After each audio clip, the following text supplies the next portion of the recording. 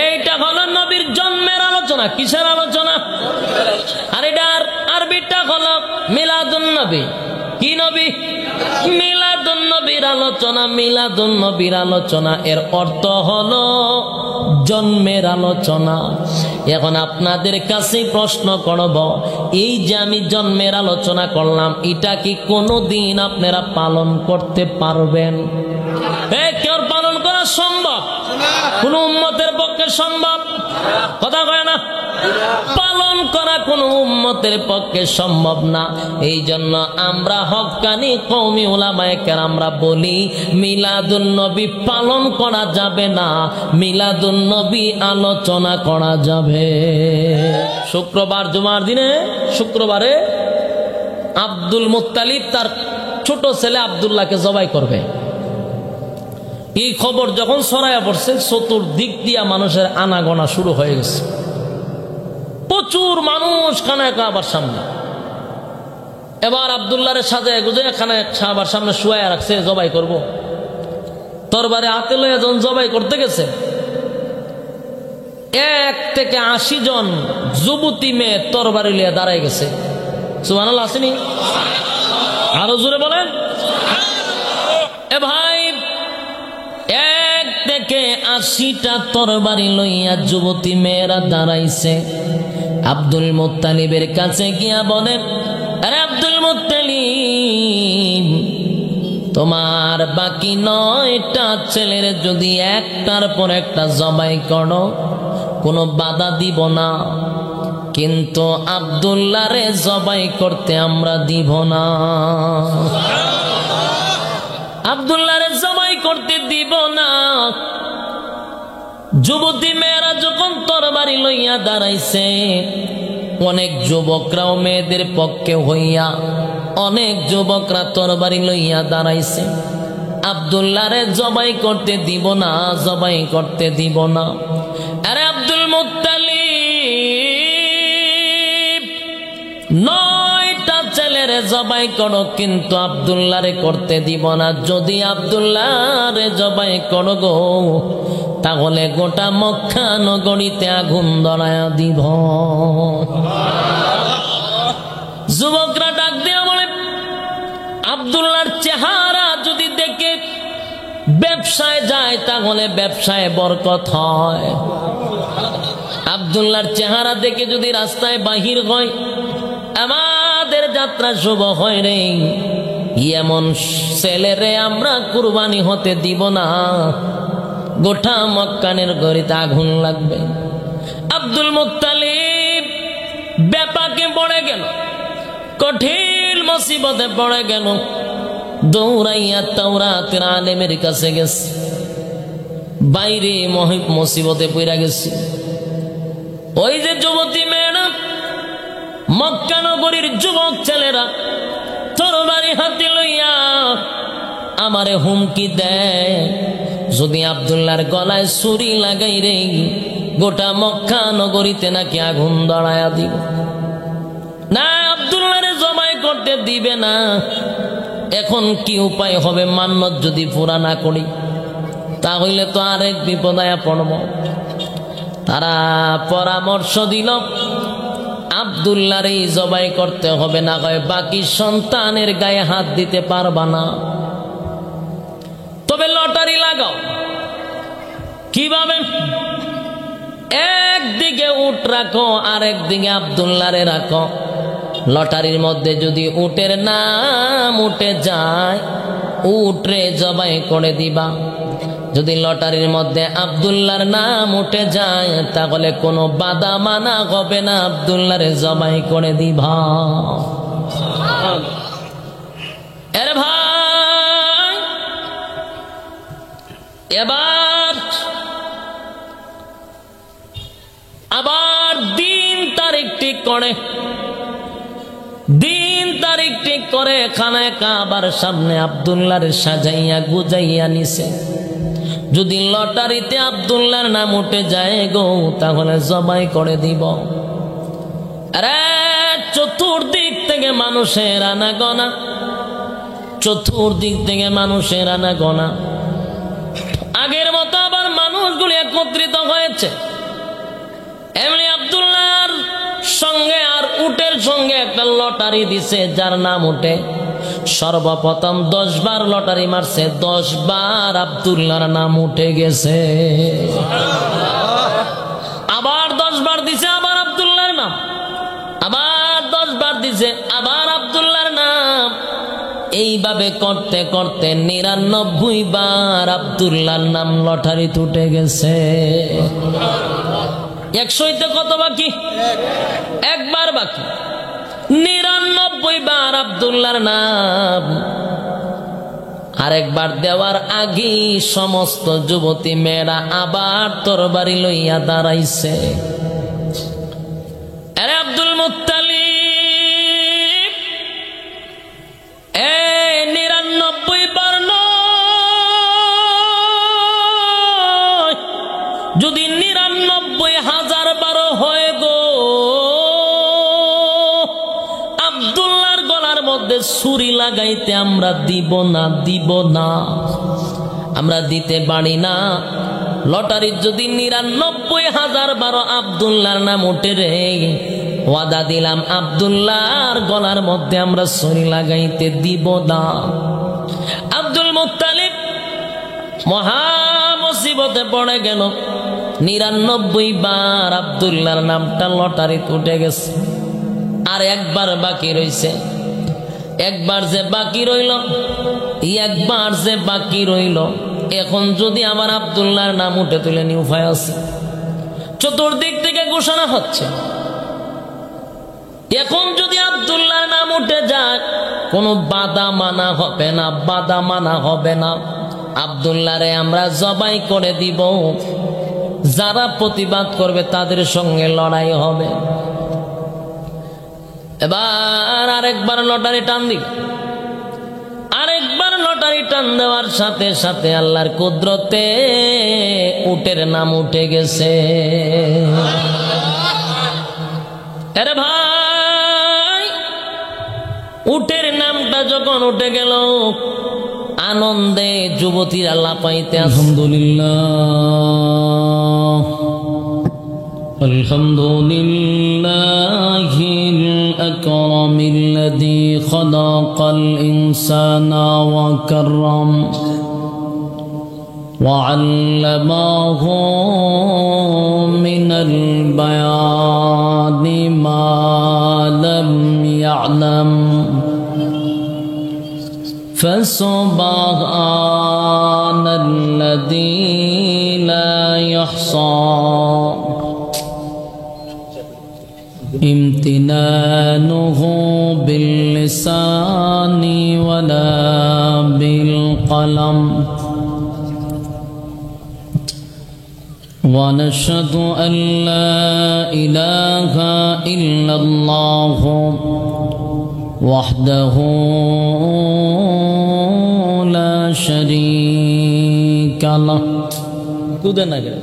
রিবাব দেন, হালকা রিবাব দেন। ونشهد أن سيدنا وسندنا وحبيبنا ومولانا محمدا عبد الله ورسوله أرسله بالحق بشيرا ونذيرا وداعيا إلى الله بإذنه وسراجا منيرا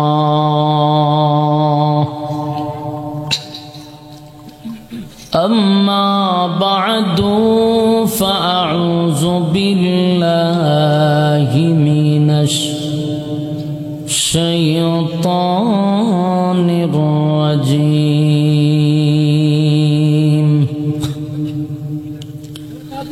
بسم الله الرحمن الرحيم قل إن كنتم تحبون الله فاتبعوني واتبعوني يحببكم الله ويغفر لكم ذنوبكم والله غفور رحيم. قال رسول الله صلى الله عليه وسلم لا يؤمن أحدكم حتى أكون أحب إليه من والده وولده والناس أجمعين أو كما قال عليه الصلاة والسلام. درود شریف پڑھیں. اللهم صل على محمد وعلى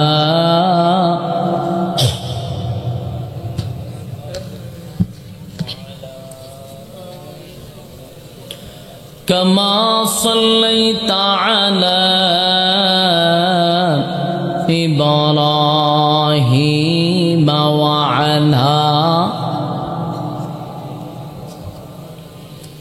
إنك حميد مجيد.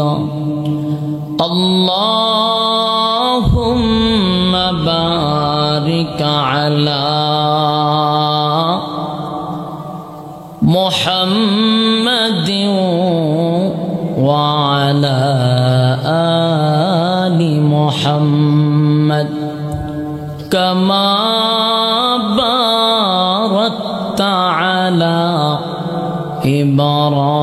إبراهيم وعلى آل إبراهيم إنك حميد مجيد. نور عرفان محبت دل میں بر دونوں عالم سے ہمیں کر بے خبر. جلا تو نے دی ہے میرے دل میں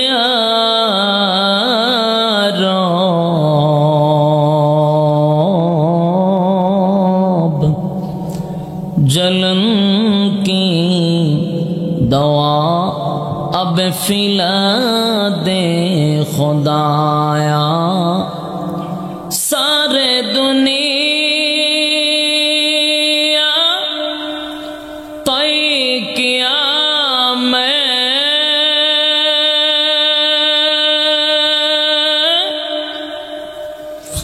مثل دو دیکھا نہیں تیری مانند خوبصورت چاند بھی ہوتا نہیں. بلغ العلا بکما. بھائی سانس کا نہیں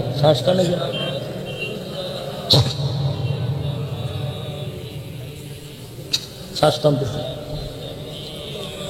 خصالہ صلو علیہ. میرا دل طلب رہا ہے میرے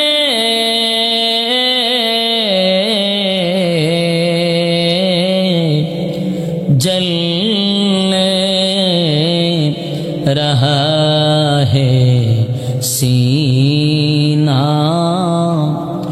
اے دوا اوہی ملیں گی مجھے لے چلو مدینہ.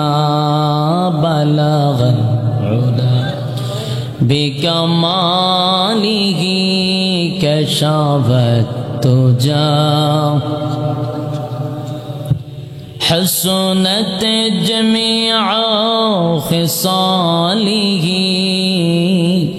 صلو একটু উড়াই দেন সাউন্ডটা بلغ العلا بكماله كشف الدجى بجماله حسنت جميع خصاله صلوا عليه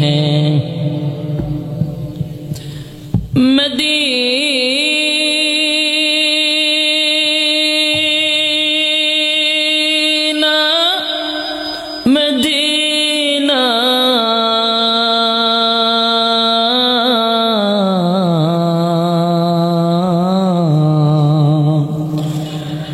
مدینہ مدینہ مومنوں کی گنگنا ہے دیدار مدینہ عاشقوں کی تمنا ہے بلغ العلا بکمالہ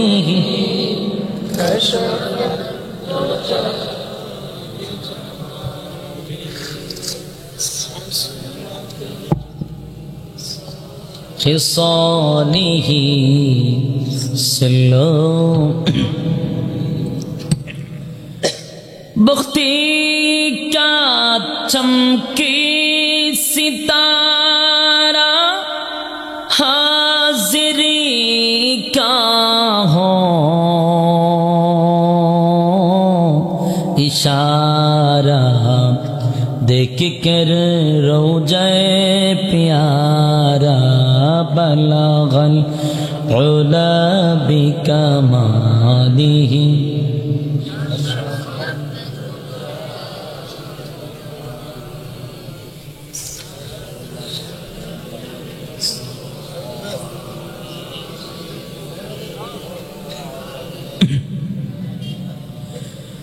حجر میں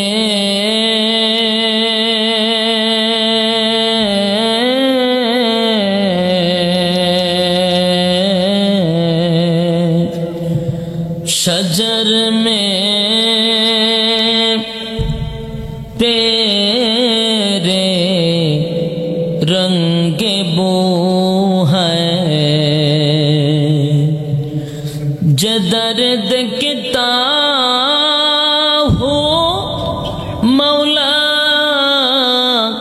ادھر تو ہی تو ہے لا الہ الا اللہ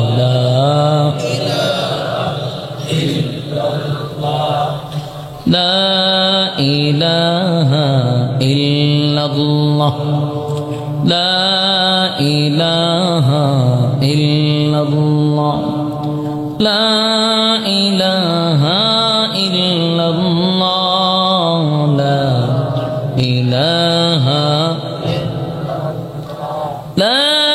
الہ الا اللہ محمد رسول اللہ صلی اللہ علیہ وسلم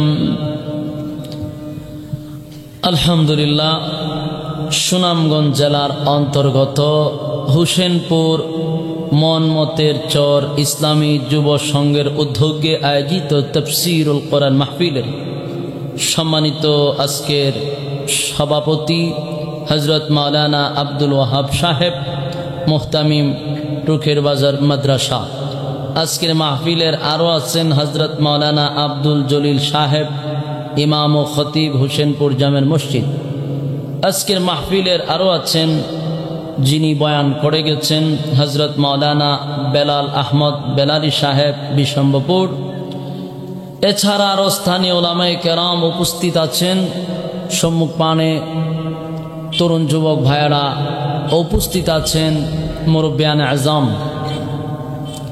মাইকের আওয়াজ যত দূর দূর যাচ্ছে, অবস্থানরত অবস্থায় আছেন পর্দানিশী মা এবং বোনেরা, সকলকে আমার অন্তরের অন্তঃস্থল থেকে জ্ঞাপন করছি মোবারক সবটুকুন শুকরিয়া আল্লাহ সুবহান মহিয়ান গরিয়ান সর্বশক্তিমান আল্লাহ পাকের জন্য, যিনি অত্যন্ত দয়ামায়া করে হাজারো মানুষ থেকে যাচাই বাছাই করে, নির্বাচিত করে, পছন্দ করে, মহাব্বত করে জান্নাতি বাগানে ওলামায়ে কেরামদের সহবতে আসার এবং বসার তৌফিকটুকু দান করেছেন।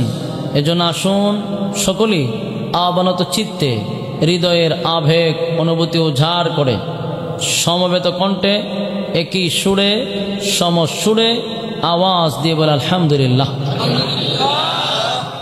লক্ষ কোটি দুরুদ এবং সালাম আল্লাহর সৃষ্টির প্রধান আকর্ষণ বিশ্বসভার সভাপতি শামসুল হেদায়েত বদরুদ্দুজা সৈয়দুস সাকালিন ইমামুল মুরসালিন খাতামুন নবিয়্যিন ওয়াল মুরসালিন জনাবে মুহাম্মদুর রাসূলুল্লাহ সাল্লাল্লাহু আলাইহি ওয়াসাল্লামের উপর। সম্মানিত সুধী, সম্মানিত সুধী, আপনারা আসতে পেরে বসতে পেরে খুশি না বেজা? আচ্ছা, প্যান্ডেলের ওই শেষ সীমানায় মাইকের আওয়াজ যাচ্ছে, কথা বলেন, একেবারে পুরা মাত্রা আওয়াজ শুনতেছেন? ক্লিয়ার? হ্যাঁ, আপনি অপারেটর ওই মাথার যান গিয়া সাউন্ডটা চেক করেন। আমার সন্দেহ লাগছে এই জন্য জিজ্ঞাসি।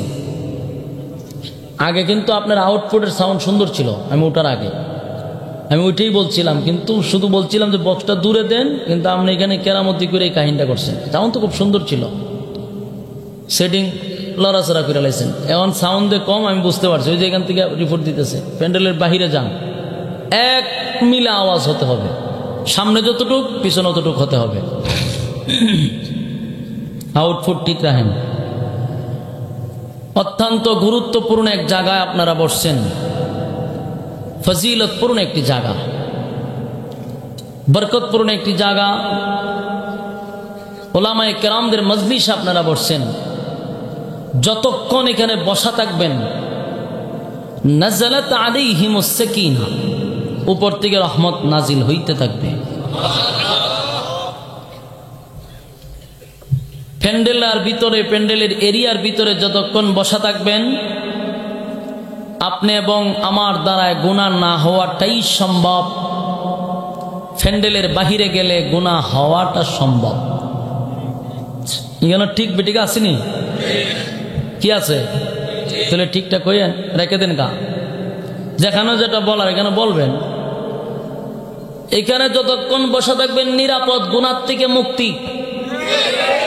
কিন্তু এখন যদি প্যান্ডেলের বাহিরে গিয়া ওই যে মেলা বসছে, এখানে যদি গিয়া আড্ডা মারেন, রহমত নাজিল হইব, গজব নাজিল হওয়ার সম্ভাবনা আছে। এজন্য বরকতপূর্ণ এক মজলিসে বসছেন। আল্লাহ রাব্বুল আলামিন আপনাদের এই বসাটাকে যদি কবুল করে নেয়, তাহলে এটাই নাজাতের ফয়সালা হয়ে যেতে পারে। আরামের ঘুম হারাম করে নরমাল এক বিছানায় আপনারা বসে আছেন মৌমাছির মতো। সম্মানিত সুধী, আমিও অনেক দূর থেকে আসতে হয়, যদিও আমার বাড়ি হবিগঞ্জ। অনেকরে তো বলি হ্যাঁ হবিগঞ্জ লেখার জন্যই বলি, বাড়ি হবিগঞ্জ, কিন্তু তাকি ঢাকায়। ঢাকার থেকে আপনারা এই সুনামগঞ্জ আসতে প্রায় 400 কিলোমিটার দৌড়ানি লাগে গাড়ি।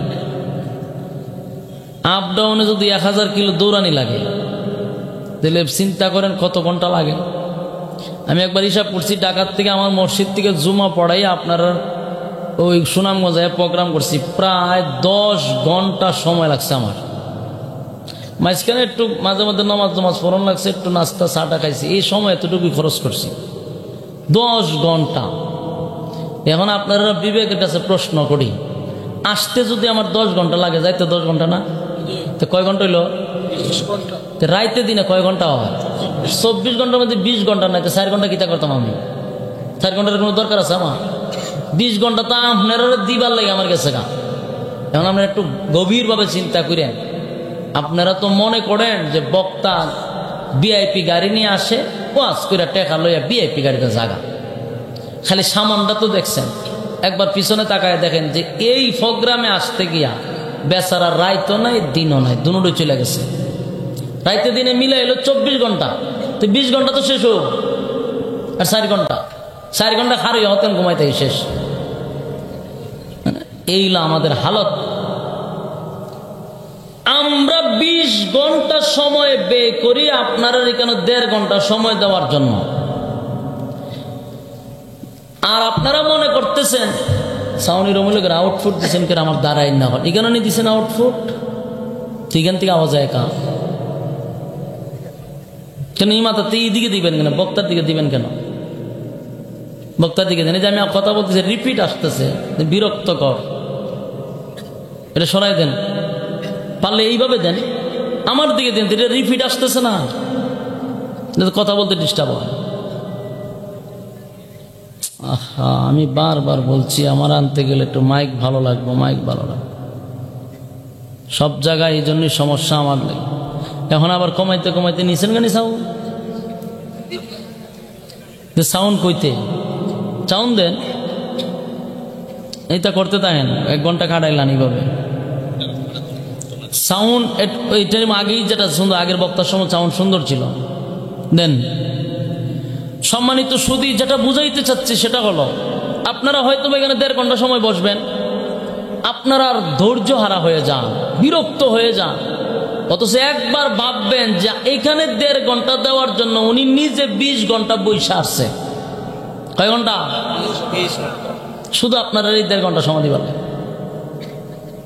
আমরা বক্তাটিরে কদিন পরে ফাল্লাত মাপ দিলে ওই হাড্ডি ছাড়া কিছু থাকে না, অবস্থা খুব খারাপ, বৈশাখ থাকতে থাকতে কমর টমর ব্যাক হয়ে যায়। এরপরে যখন আসি মাহফিলে, আসার পর অনেকে আপনারা আবদার করেন মুসাফা করার জন্য, বীর করেন। যখন আমরা দরজা লাগাইতে বলি, আবার কিছু পাবলিক এমনও বলে বক্তায় বেশি বাপ লয়। কি করে? বক্তা বাপ লয়, প্রায় জায়গা বলে। একবার বোঝা দরকার, লোকটা 10 ঘন্টা জার্নি করে আসছে বৈশা, আসার পর একটু জান্ডা চায় যে একটু শুয়া থাকি, লম্বইয়া থাকি। কিন্তু সময় মুসাফা করো, দেখা করো, এর সাথে কথা কো, এর সাথে কথা কো, মেজাজ কেমন থাকবো চিন্তা করে। তো এই মেজাজ দেখাইলো সমালোচনা করে, হুজুররা বাপ লয়। হুজুররা বাপ লয় না, হুজুররা জায়গাতে আপনি থাকলে কুবা সামসু খালি কুবাইলে নইলে মানুষটা, হুজুররা তো ভদ্র। এরপর আমরা মুসকে আসে দিয়া কথা বলতে চাই, মানুষ যেন বিরক্ত না হয়, এই জন্য সমালোচনা করবেন না। তো 1.5 ঘন্টা, 1 ঘন্টা 1.5 ঘন্টা যতটুকু ধৈর্য আসেনি, ধৈর্য নিয়ে আপনারা বসলে আপনাদের ধৈর্যের উপরে আলোচনা হবে ইনশাআল্লাহ। আমার একটু সময় দিতে হবে, ভূমিকাতে সময় দিতে হবে, এরপর আপনারা আলোচনা নিয়ে যাব ইনশাআল্লাহ। আসুন, এই মাসটা হলো রবিউল আউয়াল মাস। কি মাস? এই মাসটা অত্যন্ত বরকতপূর্ণ একটি মাস, ফজিলতপূর্ণ একটি মাস। এই মাসে বিশ্বনবী মুহাম্মদুর রাসূলুল্লাহ সাল্লাল্লাহু আলাইহি ওয়াসাল্লাম দুনিয়াতে পদার্পণ করছে। ঠিক নেই? শেষ না আরো আছে? কি আছে? বিদায় নিছেন এই মাসে। আপনারা দেখালে আগমনের কতই জানেন, বিদায়ের কথা জানেন না। কেমনে জানবেন? সব জাত খালি বিশ্বনবীর আগমন, শুভেচ্ছার স্বাগতমই শোনা যায়, কিন্তু রাসূল যে এই তারিখে বিদায় হইছে এইটার কথা খুব কম শোনা যায়। তার কারণ হলো আগমনের মধ্যে আনন্দ, বিদায়ের মধ্যে বেদনা, বড় কষ্ট। তাই আনন্দের স্লোগান আমরা সবাই দেই, কিন্তু বেদনার কথাটা উল্লেখ করতে রাজি না। এই জন্য আমরা মুমিন হিসাবে, মুসলমান দাবি করি হিসাবে আমাদের পুরা ইতিহাস জানা দরকার।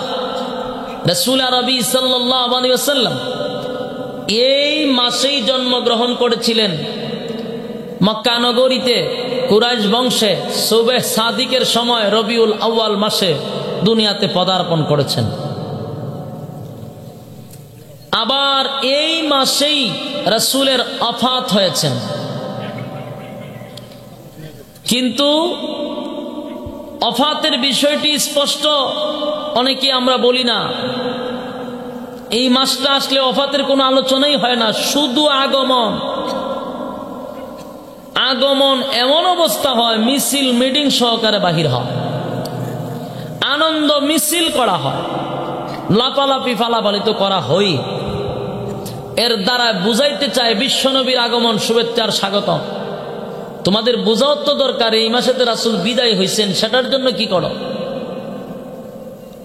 সম্মানিত শুধু রাসূল দুনিয়াতে আসছেন, আমরাও খুশি, আসমান খুশি, জমিন খুশি, আল্লাহর সৃষ্টি জগৎটাই খুশি। জুড়ে কোন ঠিক নেই? খালি খুশি ছিলেন না, গোটা পৃথিবীতে একটা উরুস্থল শুরু হয়ে গেছিল আল্লাহর রাসূল দুনিয়াতে আসার সময়। এমন অবস্থা শুরু হয়েছিল। রাসূল আসার আগ থেকেই শুরু হয়ে গেছে অলৌকিক ঘটনা। রাসূল এখনো আসে নাই, কিন্তু উনার মুজিজা জাহির হয়ে গেছে। আসার আগেই অলৌকিক অসংখ্য ঘটনা শুরু হয়ে গেছে। এই ঘটনাগুলির দ্বারায় মানুষ রাসূল দুনিয়াতে আসার আগেই বুঝতে পারছে যে উনি সাধারণ কোনো মানব না। কথা বুঝতেছেন?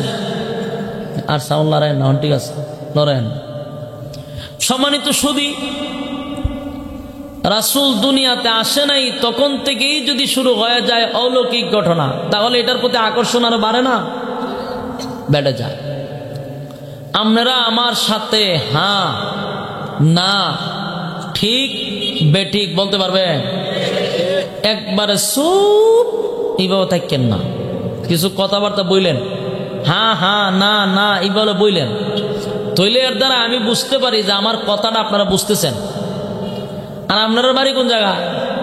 সুনামগঞ্জ, আর আমার বাড়ি হবিগঞ্জ। দুটার গঞ্জে গঞ্জে মিল আছে, ঠিক না? ভাষা যদি আপনারা না বুঝেন, কক্সবাজারের মানুষে বুঝে কেমনে? কক্সবাজারের মানুষ যদি আমার ভাষা বুঝতে পারে, আমি কক্সবাজার প্রোগ্রাম করি আর আমার ভাষা বুঝে, আর আমার হবিগঞ্জ সুনামগঞ্জ যদি ভাষা না বুঝে, তার ওয়াজ করে কিতা করতাম? ঠিক না? হেরা চায় না কথা কয়, কিন্তু আমার ভাষা বুঝে। কক্সবাজারে কেমনে কথা কয়? চায় না। আমি আর ভাষা বুঝি না। এখানে প্রোগ্রাম করি, 4-5টা প্রোগ্রামও গেলে পরে এর ভাষা যে কি কয় আমি চাই তাই। তার একজন কিতা কইছে, তার কইছে বদ্দা হটে যাতে তিন দে না, বুঝছেন না? কি কইলো? বদ্দা হটে যাতে তিন দে না, মানে কইতেছে বড় ভাই একটু দাঁড়ান, কথা আছে আপনার সাথে। আমি সব বোনা সিটারে নিয়ে পর্যন্ত নেয়ার লাগাইছে। এর বাসা এত সুন্দর। আমি যাইতেছি এক জায়গা থেকে আরেক জায়গায় নিতেছে, তো 2 অটো রিক্সা লাগছে, ঝগড়াতে লাগছে। এর বাসা আমি আর বুঝি নাই কি যে একটার কইতে যে আল্লাহ মাহমুদে জানা। তার একটা জায়গায় কিতা কয়, আপনি মারতেন না, আমি কথা কইতেছি অনেক হাতে উঠে কয়, এই হজ্জা না করি, হজ্জা না করি, হজ্জা ন করি, তার মানে ঝগড়া করিস না। আমি বাইরে যে বাসা শুরু হয়েছে, আমার এখানে তাহলে লাগবো, এই বাসা আমার শিখা দরকার। চাইনা গেলে এটা দিয়ে চলবো, চলাই তার, ঠিক না? ওরা চমৎকার বাসা। আর তার আপনারা সুনামগঞ্জ, আপনারা যেমন মাঝে মধ্যে যখন কিতা কররায়, আমরাও কিতা কররায় হইতে পারি। বালা নি বলে ওই বালা, এটা আমিও পারি। তাহলে বাসায় বাসায় তো মিলি গেছে, কিতা কইন আপনারা? মাতুন না দি মিলে গেছে নি? হয় তাহলে সমস্যা কি? তার যদি কইন বলে ওলা গান পুরা সিলেটি বাসায় আপনি আমরা লগে কথা কইবেন, পারমো আমি, কোনো অসুবিধা নেই। কারণ আমি 7-8 বছর আপনার ওখান সিলেটে ভরে গেছেন, কোনো অসুবিধা নেই, কথা পারি, ঠিক নি? কিন্তু দেশের 64 জেলায় প্রোগ্রাম করতে হয়, এই জন্য বাসাটা চেঞ্জ করতে হয়। যদি ওলা গান মাথা শুরু করি, তাহলে খবর জিয়ারত হইব। কি জিয়ারত হইব? খবর জিয়ারত। ওয়াজ আর বোঝার দরকার নাই। এই জন্য বাসা চেঞ্জ না করলে 64 জেলায় আপনাকে নিবেও না, দাওয়াতও দিত না। ওই ব্যাপারটা আনলে আর খবর জিয়ারতের সমান। তো আলহামদুলিল্লাহ, আপনারা আমার এলাকার বিভাগের মানুষ, একটু হানা বললে বলনে বলার কথা বলতে সুবিধা হয়, বুঝতেছেন? আপনারা না আবার কোন বলে বেশি কথা বলে তো আপনার দাম বেড়ে থাকা, আমার দামের বাড়ানোর দরকার নাই। মানুষ পা দিয়া হাঁটে না হাত দিয়া হাঁটে? পা দিয়া হাঁটে। তা হাঁটার সময় দেখবেন মানুষ ইতা করে, দেখছেন না? ইতা করে খা। দুই হাত যদি কেউ অফিসে জন্য বাইন্দা তো রাখে, বলে হাঁটন যাবনি না, বলে কি ভাও বাইন্দা তো রাখছে, হাঁটা যাবে কোনো অসুবিধা নাই, হাত তো বান্ধা, বলে কোনো অসুবিধা নাই হাঁটন যাব, তবে সে বইতো না, ঠিক নেই? হাঁটতে সুবিধা লাগতো না। ওই না বক্তায় ওয়াজ করে মুখ দিয়া না হাত দিয়া? মুখ দিয়া। মাঝে মাঝে না হাত অটোমেটিক লড়ে, এদিকে যায় এদিকে যায় এদিকে যায়। কেউ যদি হুজুর আনে মুখ দিয়ে ওয়াজ করবেন, হাত ইবে বলে আরেকতেছেন হুজুর রশিয়ান হুজুরের হাতকে বেঁধে তো রাখে, তখন যদি সুবাল লাগে আমার হাত বেঁধে তো রাখে, ওয়াজ করেন যাবো নি না, বলে ওয়াজ করেন যাব, কিন্তু ওয়াজ করতে সুবিধা হইতো না, বড় বেশেপ লাগবো, ঠিক নেই? ঠিক তেমনি ভাবে বলো হুজুর আপনারাও ওয়াজ করেন, আমরা কেড়ে কথা কোয়ান, আপনারা যদি কথা না কন ওয়াজ করন যাইব নি? জি না, বলে যাইব, কিন্তু ওইটার মতন সুবিধা হইতো না। এই সুবিধার লাগে আপনার সাথে একটু কথাবার্তা বলেন, কথা বুঝছেন না? আপনারা কথা বললে আমরা ওয়াজ করতে সুবিধা হয়, ওই সুবিধাটা করে দিবেন, হতেন না ইনশাল্লাহ?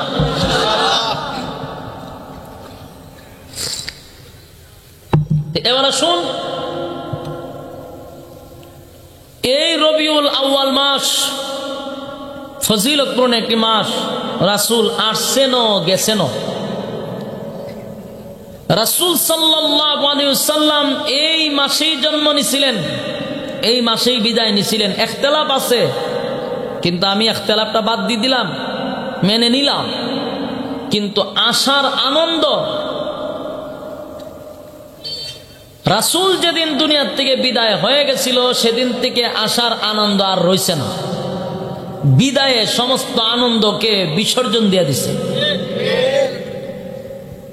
রাসূল সাল্লাল্লাহু আলাইহি ওয়াসাল্লাম দুনিয়ার থেকে বিদায় হওয়ার পরে সাহাবায়ে কেরামরা কাঁদছে, চোখের শেষ ওইদিকে দাগ পড়ে গেছিল, চোখের এই সাইড দিয়া, চোখের এই সাইডটা দাগ পড়ে গেছিল কাঁদতে কাঁদতে।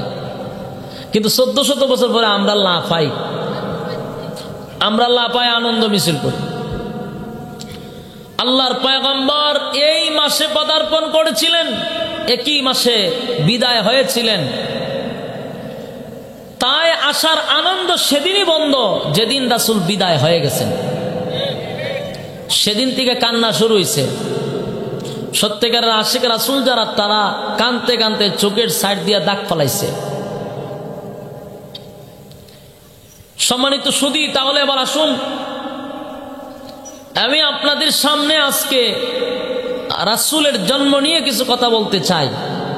আপনারা শুনতে রাজি আছেন? যেহেতু এই মাসটাই হলো নবীর আগমন এবং বিদায়ের মাস, তাই রবিউল আউয়াল মাস যেহেতু, আমি আলোচনাটা এদিক দিয়ে করি রাসূলের জন্ম নিয়ে। রাসূলের জন্মটা একটা অলৌকিকভাবে হয়েছে, অলৌকিকভাবে, যা পৃথিবীর কোনো মানুষের সাথে তার জন্মের কোনো মিল নাই। আমাদের জন্মের সিস্টেম একরকম, ওনার জন্মের সিস্টেম ছিল আরেক রকম, ব্যতিক্রম। তার জন্মের সময় কিছু অলৌকিক ঘটনা হয়েছে, যা পৃথিবীর কোনো মানুষের দ্বারা এটা হওয়া সম্ভব না। এটা একমাত্র নবীর দ্বারা সম্ভব। আর এটা সম্ভব বিধায়ী নবীর নবুয়তের দলিল হিসাবে এগুলা রয়ে গেছে। কি হিসাবে? দলিল হিসাবে। আর আল্লাহ এই ঘটনাগুলা কেন ঘটাইলেন? এই ব্যতিক্রমে এক জন্ম কেন দিলেন? আসার আগ থেকেই অলৌকিক ঘটনা কেন শুরু হইল? আসার পরেও অলৌকিক ঘটনা কেন হইল? তার কারণ হলো 1 থেকে 40 বছর পর্যন্ত রাসূল দ্বীনের কোনো দাওয়াত দিবেন না, দিছেনও না। দ্বীন ইসলামের কোনো কথা বলে নাই। 40 বছর পরে আল্লাহর রাসূলকে প্রকাশ্যে যেহেতু আল্লাহ নবী বানাইবেন, নবী দাবি করার পরে যেন মানুষ এই কথা না বলতে পারে যে তুমি নবী আবার কিভাবে হইলা। আমার ভাষা বুঝতেছেন? মনোযোগ সহকারে কথাগুলি শ্রবণ করবেন, মনোযোগ সহকারে। আমি এরকম বক্তা না যে শুরু করছি আপনারা এই গ্রাম থেকে আর ওয়াজ গিয়া শেষ হইব গিয়া কক্সবাজার, এমন না। ওয়াজের ধারাবাহিকতা শেষ পর্যন্ত একরকমই ভাইবেন। আমরা তো শুরু করি একদিকে, বাতাসে ডেক্কায় নেয় আরেকদিকে, ওয়াজের কোনো মিল ঝিল আমরা ভাই না। এই জন্য মনোযোগ যদি আপনি না দেন তাহলে আলোচনার সাবজেক্টটা বুঝতে পারবেন না। মনোযোগ যারা দেয় তারাই ঠিক বেঠিক বলতে পারে। কথাগুলো মনোযোগ দিয়ে শুনে।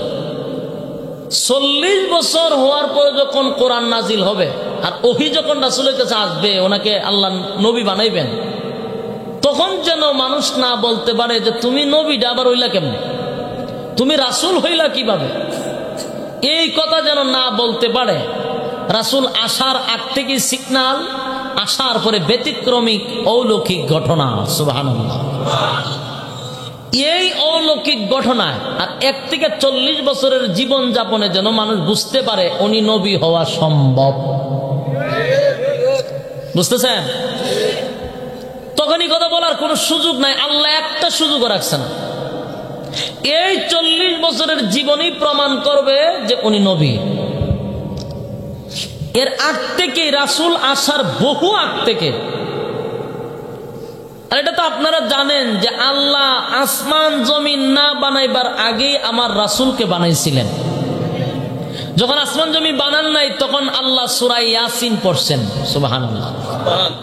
ইয়াসিন, বন্ধু ইয়াসিন, রাসূলের নাম আল্লাহ রাখছেন। 10টা নাম আল্লাহ পছন্দ করে রাখছেন। সুবহানাল্লাহ। কোন সময় আল্লাহ নবীর নাম ধরে ডাকে নাই। কোন সময় নবীর নাম ধরে আল্লাহ ডাকছে না। যদি রাসূলকে ডাকার প্রয়োজন হইছে তো আল্লাহ ডাক দিছে ইয়াসিন বলে। ডাক দেওয়ার প্রয়োজন হইলে ডাকছে তাহা বলে। ডাক দেওয়ার প্রয়োজন হইলে আল্লাহ ডাকছেন ইয়া আইয়ুহাল মুজাম্মিল বলে। ডাক দেওয়ার প্রয়োজন হইলে আল্লাহ ডাকছে ইয়া আইয়ুহাল মুদ্দাসসির বলে।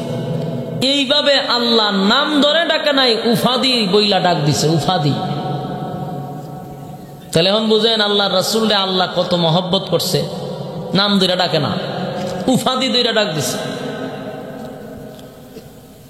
তো বহু আগ থেকেই অলৌকিক ঘটনা। কিভাবে?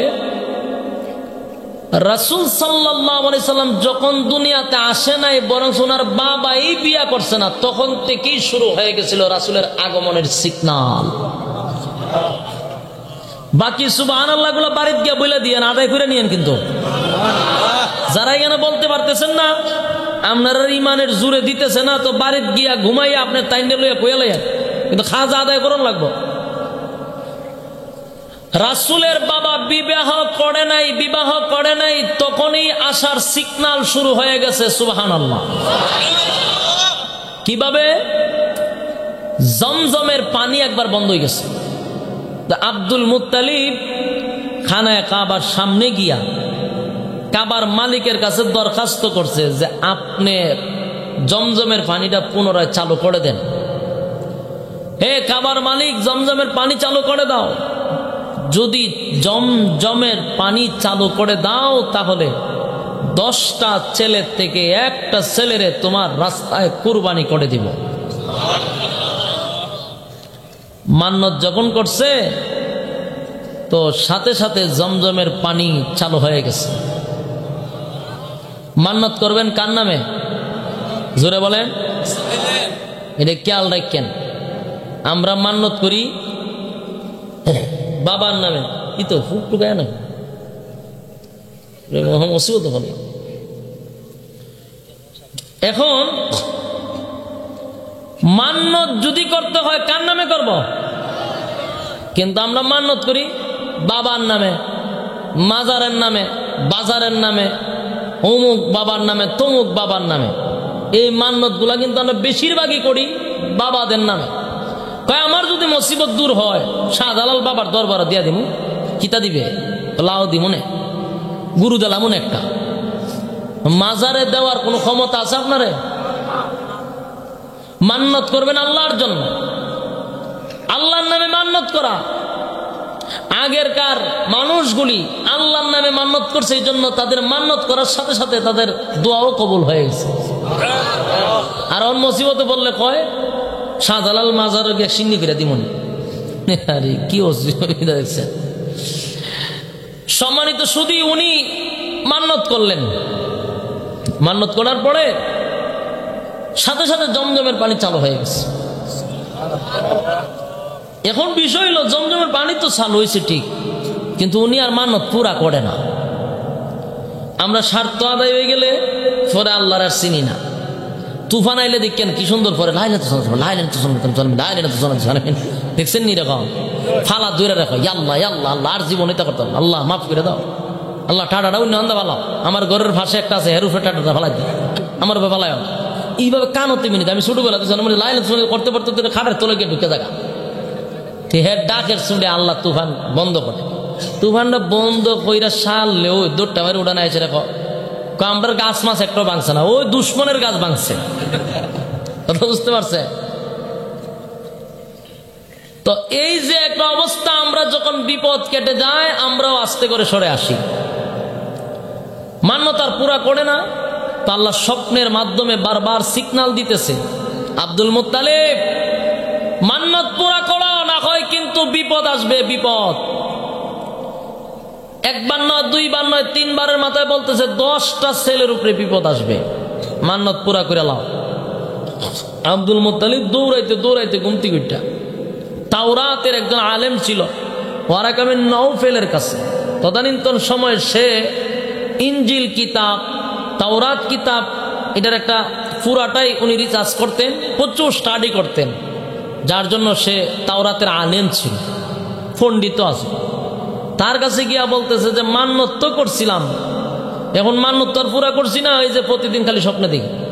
তো স্বপ্নের লক্ষণ ভালো না, মান্যত পুরা করেন, নাইলে কিন্তু খবর হয়ে যাবে আপনার। কই কিভাবে মান্যত পুরা করি? বলে 10 ছেলের মধ্যে একটা জবাই করে দেন। তো উনি দৌড়ায় আইসা 10 ছেলেরে এক জায়গাত করছে, ফিরে বলতেছে বাবা রে, মান্যত করছিলাম যে মান্যত পুরা হইলে একটা ছেলেরে জবাই করবো, তোমরা কেডা রেডি আছো? তারও আছেন দিকে কে জবইবা? বলুন এরকম শুনলে কেউ রাজি? আবুল আহাব বাবা যে সময় মান্যত করছিলেন আমার নাম বলছিলেন? বলেন না। তাহলে আমি যাই, আপনি তাকেন। হামজা বলেন বাবা আমার নাম বলছিলেন? বলেন না। তাহলে আমিও যাই। আব্বাস বলেন বাবা আমার নাম বলছিলেন? বলেন না। তাহলে আমি যাই, মরতে চাই না। এই বলতে বলতে 9 জন চলে গেছে, বাকি রয়েছেন একজন, ওনার নাম হলেন আব্দুল্লাহ। উনি জান নাই, বসে রয়েছে। কিন্তু আব্দুল মুত্তালিবেরও মনে চায় না ছোট ছেলেরে জবাই করতে, মনে এটা চায় না। চাইছিল ওইটির মধ্যে একটা ধরে ফালাইয়া জব করে লাই, কিন্তু এই ছেলের না। এখন আবার গেছে তাওরাতের আলেমের কাছে, গিয়া বললো কয়ো বাপ তো বালা না, 10টারে একখানা করছি, একটা রাজি হয় না। শুরুটা তো আর প্রতিবাদ করতে না, এটা বসে রয়েছে, এটার তো জব করতাম মন চায় না। কইতে যে এক কাজ করেন, বিপদে বাঁচবার হলে কোন রকম জব কইরা দেন, কিচ্ছু করার নাই, মান্যত পুরা করতে হইব। খুব ব্যথা বুকে লইয়া আব্দুল মুত্তালিব দিন তারিখ ধার্য করে আব্দুল্লাহরে জবাই করার জন্য খানায় কাবার সামনে নিছে। গোটা মক্কা নগরী অলিতে গলিতে সবার কাছে খবরটা পৌঁছে গেছে। শুক্রবার জুমার দিনে, শুক্রবারে আব্দুল মুত্তালিব তার ছোট ছেলে আব্দুল্লাহকে জবাই করবে। এই খবর যখন ছড়াইয়া পড়ছে, চতুর্দিক দিয়া মানুষের আনাগোনা শুরু হয়ে গেছে। প্রচুর মানুষ খানায় কাবার সামনে। এবার আব্দুল্লাহরে সাজায় গুজে খানায় কাবার সামনে শুয়াইয়া রাখছে, জবাই করব। তরবারে হাতে লইয়া যখন জবাই করতে গেছে, 1 থেকে 80 জন যুবতী মেয়ে তরবারি লিয়া দাঁড়াই গেছে।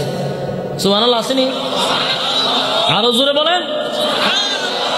এ ভাই, 1 থেকে 80টা তরবারি লইয়া যুবতী মেয়েরা দাঁড়াইছে। আব্দুল মুত্তালিবের কাছে গিয়া বলেন, আরে আব্দুল মুত্তালিব, তোমার বাকি 9টা ছেলের যদি একটার পর একটা জবাই করো, কোনো বাধা দিব না, কিন্তু আব্দুল্লাহরে জবাই করতে আমরা দিব না। আব্দুল্লাহরে জবাই করতে দিব না। যুবতী মেয়েরা যখন তরবারি লইয়া দাঁড়াইছে, অনেক যুবকরাও মেয়েদের পক্ষে হইয়া অনেক যুবকরা তরবারি লইয়া দাঁড়াইছে। আব্দুল্লাহরে জবাই করতে দিব না, জবাই করতে দিব না। আরে আব্দুল মুত্তালিব, 9টা ছেলে ছেলেরে জবাই করো, কিন্তু আব্দুল্লাহরে করতে দিব না। যদি আব্দুল্লাহরে জবাই করো গো, তাহলে গোটা মক্কা নগরীতে আগুন ধরায়া দিব। যুবকরা ডাক দিয়া বলে, আব্দুল্লাহর চেহারা যদি দেখে ব্যবসায় যায়, তাহলে ব্যবসায় বরকত হয়। আব্দুল্লাহর চেহারা দেখে যদি রাস্তায় বাহির হয়, আমাদের যাত্রা শুভ হয় রে। এমন ছেলেরে আমরা কুরবানি হতে দিব না, গোটা মক্কানের গড়িতে আগুন লাগবে। আব্দুল মুত্তালিব ব্যাপাকে পড়ে গেল, কঠিন মুসিবতে পড়ে গেল। দৌড়াইয়া তাওরাতের আলেমের কাছে গেছে, বাইরে মুসিবতে পড়ে গেছে। ওই যে যুবতী মেয়েরা, মক্কা নগরীর যুবক ছেলেরা তরবারি হাতে লইয়া আমারে হুমকি দেয়, যদি আব্দুল্লাহর গলায় ছুরি লাগাই রে, গোটা মক্কা নগরীতে নাকি আগুন ধরায়া দিব। না, আব্দুল্লাহরে জবাই করতে দিবে না। এখন কি উপায় হবে? মান্নত যদি পুরা না করি, তাহলে তো আরেক বিপদায় পড়ব। তারা পরামর্শ দিল, আব্দুল্লাহর এই জবাই করতে হবে, না হয় বাকি সন্তানের গায়ে হাত দিতে পারবা না। তবে লটারি লাগাও। কিভাবে? একদিকে উট রাখো, আরেক দিকে আব্দুল্লাহরে রাখো। লটারির মধ্যে যদি উটের নাম উঠে যায়, উটরে জবাই করে দিবা। যদি লটারির মধ্যে আব্দুল্লাহর নাম উঠে যায়, তাহলে কোনো বাধা মানা হবে না, আব্দুল্লাহরে জবাই করে দিবা। আরে ভাই, এবার আবার দিন তারিখ ঠিক করে, দিন তারিখ ঠিক করে খানায় কাবার সামনে আব্দুল্লাহরে সাজাইয়া গুজাইয়া নিছে। যদি লটারিতে আব্দুল্লাহর নাম উঠে যায় গো, তাহলে জবাই করে দিব। আরে চতুর্দিক থেকে মানুষের আনাগোনা, চতুর্দিক থেকে মানুষের আনাগোনা। আগের মতো আবার মানুষগুলি একত্রিত হয়েছে। এমনি আব্দুল্লাহর সঙ্গে আর উটের সঙ্গে একটা লটারি দিছে, যার নাম উঠে সর্বপ্রথম 10 বার লটারি মারছে, 10 বার আব্দুল্লাহর নাম উঠে গেছে। আবার 10 বার দিছে, আবার আব্দুল্লাহর নাম, আবার 10 বার দিছে, আবার আব্দুল্লাহর নাম। এইভাবে করতে করতে 99 বার আব্দুল্লাহর নাম লটারি উঠে গেছে। 100 কত বাকি? একবার বাকি। 99 বার আব্দুল্লাহর নাম। আরেকবার দেওয়ার আগে সমস্ত যুবতী মেয়েরা আবার তরবারি লইয়া দাঁড়াইছে। আরে আব্দুল মুত্তালিব, 99 বার নয়, যদি 99,000 বার হয় গো, আব্দুল্লাহর গলার মধ্যে ছুরি লাগাইতে আমরা দিব না, দিব না, আমরা দিতে পারি না। লটারির যদি 99,000 বার আব্দুল্লাহর নাম উঠে রে, ওয়াদা দিলাম আব্দুল্লাহর গলার মধ্যে আমরা ছুরি লাগাইতে দিব না। আব্দুল মুত্তালিব মহা মুসিবতে পড়ে গেল। 99 বার আব্দুল্লাহর নামটা লটারিতে উঠে গেছে। আর একবার বাকি রইছে। একবার যে বাকি রইল, একবার যে বাকি রইল, এখন যদি আবার আব্দুল্লাহর নাম উঠে তুলে নি উপায় আছে? চতুর্দিক থেকে ঘোষণা হচ্ছে, এখন যদি আব্দুল্লাহর নাম উঠে যায়, কোনো বাধা মানা হবে না, বাধা মানা হবে না। আব্দুল্লাহরে আমরা জবাই করে দিব। যারা প্রতিবাদ করবে তাদের সঙ্গে লড়াই হবে। এবার আরেকবার লটারি টান দিল। আরেকবার লটারি টান দেওয়ার সাথে সাথে আল্লাহর কুদরতে উটের নাম উঠে গেছে। আরে ভাই, উটের নামটা যখন উঠে গেল, আনন্দে যুবতীরা লাপাইতে আসে, যুবকরাও লাপায়। আব্দুল্লাহ বেঁচে গেল। এবার আব্দুল মুত্তালিব একে একে 100 উট আব্দুল্লাহ পরিবর্তে 100 উট আল্লাহর রাস্তায় জবাই করে দিছে। 100 উট জবাই করছে, আল্লাহর রাস্তায় জবাই করে দিয়েছে। বাইরে লম্বা ঘটনা, সংক্ষেপে শুধু আপনাদেরকে বলতে চাই, তাই আমি আপনাদেরকে পিছনে নিলাম আমার নবীর শান বোঝানোর জন্য। সংক্ষেপেই বলি, আব্দুল্লাহর বয়সটা যখন 22 থেকে 20 বছর 22 বছরের মতো বয়সটা হয়ে গেল, চতুর্দিক থেকে খালি বিবাহের পয়গাম আসে। আরে আব্দুল্লাহ রাস্তা দিয়া বাহির হতে পারে না। যুবতী মেয়ের আব্দুল্লাহরে দেখলে খালি ডিস্টার্ব করে, প্রেমের প্রস্তাব দেয়, ভালোবাসার প্রস্তাব দেয়। আরে আব্দুল্লাহ, তোমার বাবারে বলবা আমার সঙ্গে যেন তোমার বিবাহটা দিয়া দেয়। এরকম যত মেয়ে আব্দুল্লাহরে দেখে সবাই শুধু আব্দুল্লাহর জন্য পাগল, বিবাহ বসার জন্য। কিন্তু আব্দুল্লাহ আল্লাহর পয়গম্বরের বাবা এত লাজুক ছিল, এত লাজুক ছিল, এত শর্মিন্দা ছিল, লজ্জায় উনি উপরের দিকেও তাকাইতেন না। এত লজ্জিত ছিল, মেয়েদের দিকেও ভুলেও তাকাইতেন না লজ্জায়। কুমারী মেয়েও এত লজ্জা পাইত না। ওই তাওরাতের একজন আলেম আরাগামিন নাউফেলের মেয়ে মরিয়ম, মরিয়ম সুন্দরী ছিল। সেই মরিয়ম ছিল ধনাঢ্য বাবার মেয়ে, শিল্পপতির মেয়ে, অনেক ধন সম্পদের মালিক হলো তার বাবা। একটা মাত্র মেয়ে হলো মরিয়ম। সেই মরিয়ম ডাক দিয়া বলে, আব্দুল্লাহ, আমি তোমারে বারবার ডিস্টার্ব করি, তুমি তোমার বাবারে বলো না আমার সঙ্গে যেন তোমার বিবাহ দিয়া দেয়। আব্দুল্লাহ রে, আমি তোমারে অনেক ভালোবাসি, তোমার সঙ্গে আমার বিবাহটা যেন হয়ে যায়। এর আব্দুল্লাহ, তোমরা 10 ভাই, বাবার সম্পত্তি যদি ভাগ করা হয় তোমরা কিছুই পাইবা না। আর আমি আমার বাবার একমাত্র মেয়ে, অসংখ্য ধন সম্পদ আমার বাবার। এই ধন সম্পদ যা কিছু আছে, তুমি যদি আমারে বিবাহ করো ওয়াদা দিলাম আমার বাবার সমস্ত ধন সম্পদ তোমার কদমে ঢেলে দিব। আব্দুল্লাহ, তোমার বাবারে বলবা যেন আমার সঙ্গে বিবাহ করাইয়া দেয়, তোমার বাড়িতে যেন আমারে বধূ হিসাবে তোমার বাবা গ্রহণ করে। প্রতিদিন আব্দুল মুত্তালিবের কাছে খালি বিবাহের পয়গাম যায়, বিবাহের পয়গাম। বাবাও চিন্তায় পড়ে গেল, ছেলে একটা, বিবাহ আসে প্রতিদিন অনেকগুলা। রাস্তা দিয়ে আব্দুল্লাহ বাহির হতে পারে না, মেয়েরা যারা যন্ত্রণা করে। এবার আব্দুল মুত্তালিব ছেলেরে লইয়া মক্কা ছেড়ে দূরে, অনেক দূরে চলে গেছে।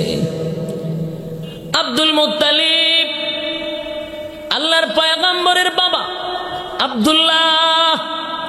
আব্দুল্লাহরে লইয়া মক্কা থেকে মদিনায় চলে গেছে। তখন কিন্তু মদিনার নাম মদিনা ছিল না, তখন মদিনার নাম ছিল এসরেফ। ওই মক্কা থেকে দূর, বহু দূর মদিনায় চলে গেল আব্দুল্লাহরে লইয়া। আব্দুল মুত্তালিবের একজন বন্ধু ছিল, ব্যবসায়ী ছিল, বন্ধু ছিল। বন্ধুর কাছে গিয়া বলে, বন্ধু, তোমার ঘরে একটা মেয়ে দেখেছিলাম, অনেক সুন্দর, মেয়েটার দেখে আমার কাছে ভালো লেগেছে। আরে বন্ধু, মক্কা থেকে সন্তানটারে লইয়া তোমার কাছে চলে আসছি। ছেলে আমার একটা, গোটা মক্কা নগরীর যুবতী মেয়েরা আমার সন্তানের জন্য পাগল হয়ে গেছে। তাই কার কাছে বিবাহ দিব? তাই আমি তোমার কাছে নিয়ে আসলাম। তোমার মেয়েটা বড় সুন্দর, আমার ছেলেটাও সুন্দর, বিবাহ করায়া দেই। বন্ধু রাজি হয়ে গেল। রাজি হওয়ার সাথে সাথে দুজনের বিবাহ হয়ে গেল। ওই মেয়ের নাম ছিল আমেনা। আমেনার সঙ্গে আব্দুল্লাহর বিবাহ হয়ে গেল। বিবাহের অনেক দিন পরে আব্দুল মুত্তালিব তার পুতের বধূ লইয়া মক্কা নগরীতে রওনা দিল। আব্দুল্লাহ সহ মক্কায় চলে গেল। আবার হঠাৎ করে গোটা মক্কা নগরীতে খবর হয়ে গেল আব্দুল্লাহ আসছে রে। অনেক দিন পরে আব্দুল্লাহ আসছে। যুবতীরা রাস্তায় দাঁড়ায় থাকে আব্দুল্লাহরে দেখার জন্য। আব্দুল্লাহ একদিন রাস্তা দিয়ে হাঁটতেছিল, হঠাৎ করে মরিয়মের চোখে দেখতে পাইল আব্দুল্লাহ আসতেছে। মরিয়ম পাগলের মতো দৌড়াইয়া আব্দুল্লাহর সামনে এসে হাজির। আরে আব্দুল্লাহ, গোটা মক্কা নগরী তালাশ করলাম রে, কোথাও পাইলাম না। বল আব্দুল্লাহ কোথায় ছিলি বল, আমি না তোর জন্য পাগল। মরিয়ম হঠাৎ করে আব্দুল্লাহর চেহারার দিকে তাকাইয়া একটা চিৎকার মেরে মাটিতে পইরা গুইরাইয়া কান্না শুরু করেছে। কানতে কানতে মরিয়ম বেহুশ ঘরের ভিতরে চলে গেল। আব্দুল্লাহ এবার ডাক দিয়া বলে, মরিয়ম গো, আমারে দেখলে তুমি গল্প করতা, নাস্তা দিতা, কথা বলতা, আজকে আমারে দেখা এমন জোরে চিৎকার মারলা, মাটিতে পইরা কানতেছ, বিষয়টারে মরিয়ম বুঝলাম না। এবার মরিয়ম ডাক দিয়া বলে, আব্দুল্লাহ,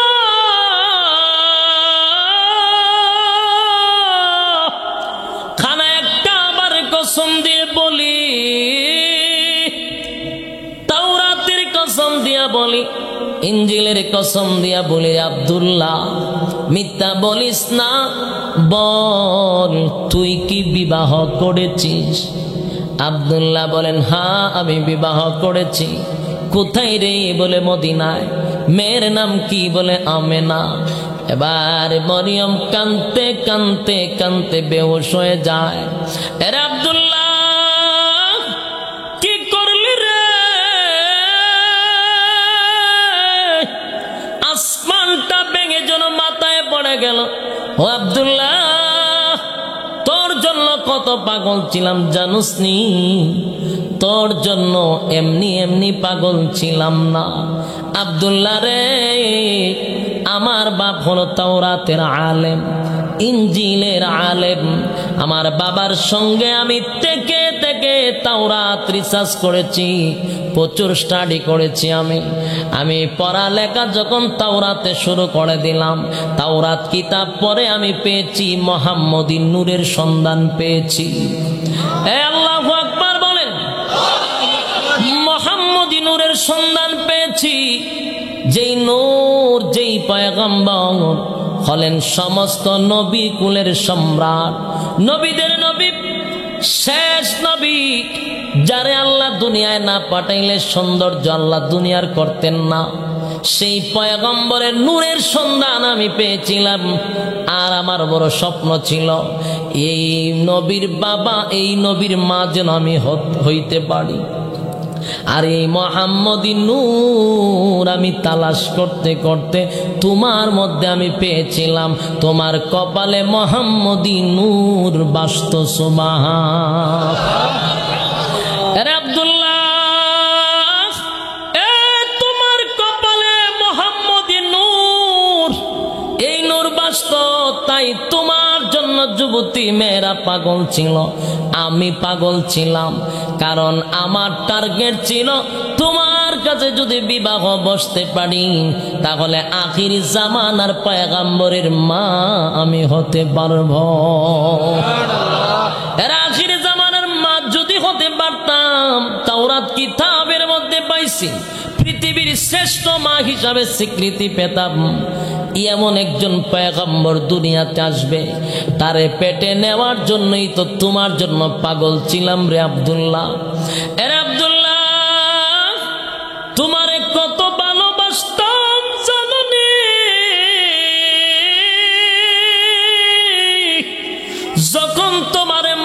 নগরীর সামনে জবাই করার জন্য তোমার বাবা মান্নত করেছিল, সেদিন তোমারে জবাই করার কথা ছিল। 20 জন যুবতী মেয়ে, 80 জন যুবতী মেয়ে তরবারি লইয়া দাঁড়াইছিল।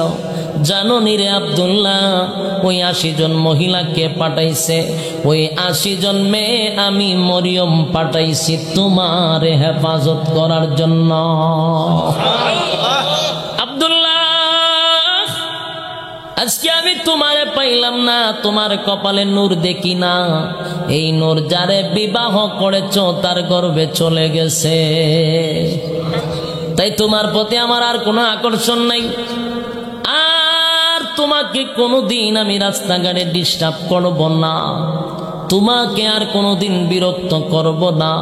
কিন্তু আব্দুল্লাহ রে, যেহেতু আমি তোমারে পাইলাম না, বিশ্ব নবীর মা আমি হতে পারলাম না, আমি ওয়াদা দিলাম আমি আর জিন্দেগিতে কোনো দিন স্বামী গ্রহণ করব না।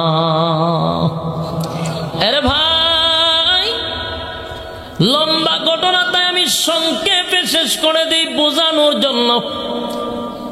কিতাবের মধ্যে আসছে 2 মাস, কোন জায়গায় আসছে 6 মাস, বুখারী তো কোন জায়গায় 2 মাসের কথা আসছে, 6 মাসের কথাও আসছে।